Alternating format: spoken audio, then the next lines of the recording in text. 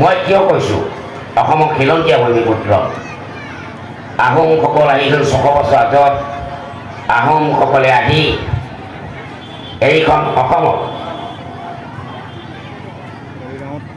মোগলক খেদিবৰ কাৰণে একেলগে বাঘ হাজৰিকাই যুদ্ধ কৰিছিল মোগলৰ লগত সেই কথাটো ইতিহাসে ৰিঙাই থৈ গৈছে আৰু ইতিহাসে সাপি এইটোতো বুৰঞ্জীয়ে কয় ভাই এইটোতো মই কোৱা নাই য'ত বুৰঞ্জী আছে আজি আমাৰ মই বাক স্বাধীনতাৰ কথা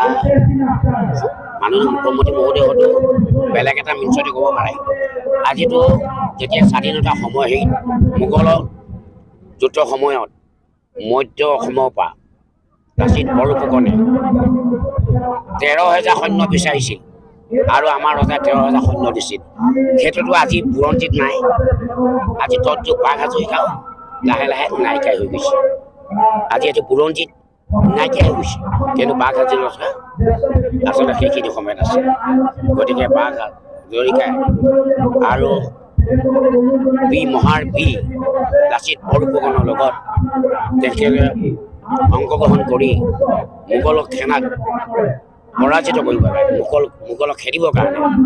আগভাগ লৈছিল সেইটো সঁচা অৰ্থ গতিকে মই আহ্বান জনাইছোঁ অনুৰোধ জনাইছোঁ খিলঞ্জীয়া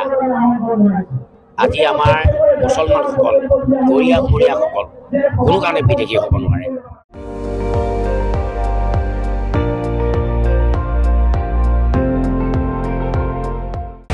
আপুনি চাই আছে ND24